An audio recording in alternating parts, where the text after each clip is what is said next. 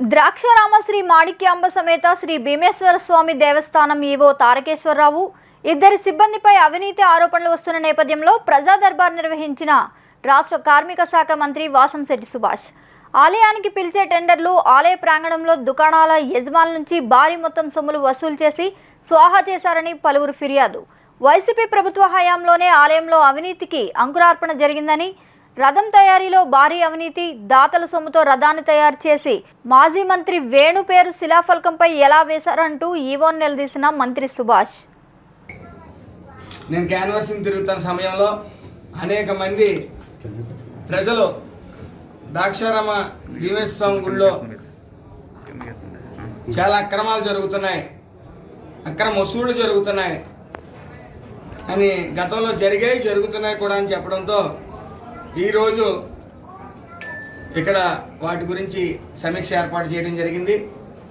ఇందులో చాలా అవకతవకలు ఉన్నాయి. ముఖ్యంగా ఏదైతే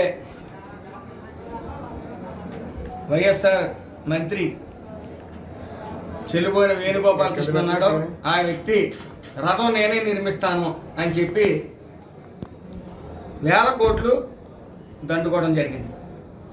అదేవిధంగా పురోహితులకి సుమారు 30 లక్షలు ఇచ్చినప్పటికీ అవన్నీ కూడా ఆయనే ఖర్చు పెట్టినట్టు ఒక శిలాఫలకం రాసి ఆ రథం కొత్త రథం మీద పెట్టడం, అదేవిధంగా కొన్ని లక్షలు వసూలు చేసి అక్రమంగా దారి మళ్లించడం కూడా జరిగింది.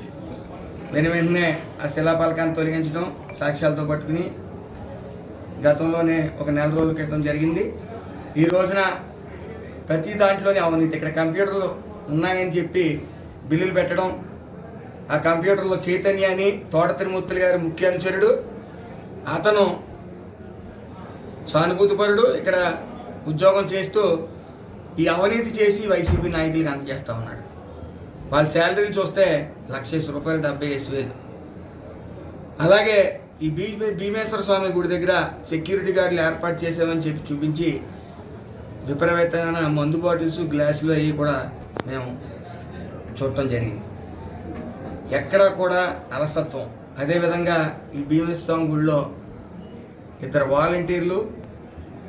వాలంటీర్లుగా చేస్తూ ఇక్కడ మళ్ళీ అవుట్సోర్సింగ్ పోస్ట్ నిమిత్తం ఇక్కడ వేణు గారు వాళ్ళు మనుషులను వేయటం, వాళ్ళు ఏదైతే టిక్కెట్లు ఉంటాయో దర్శనం టిక్కెట్లు అవి తీసుకోవటం, భక్తులు లోపలికి పంపించడం, మళ్ళీ అదే స్లిప్ బయటికి తెచ్చి కొంతమంది తీసుకెళ్ళటం, ఇలాంటి అవినీతులు పాల్పడ్డారు.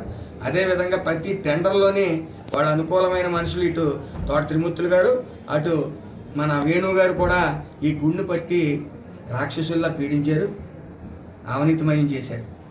మళ్ళీ ప్రోటోకాల్ పేరుతో భక్తులందరినీ గంటలు వెయిట్ చేసి పరిస్థితి ఈ నాయకులు తీసుకుని వచ్చారు. అలాగే ఈ జరిగిన అవినీతి అంతా విజిలెన్స్ కూడా ఇవ్వడం జరిగింది ఇప్పుడు.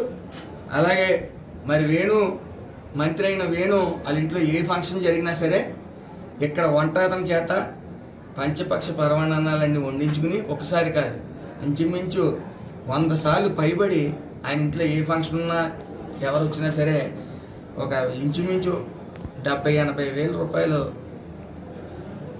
వంటలు చేయించి అక్కడ ఫ్రీగా దారి మళ్లించడం జరిగింది.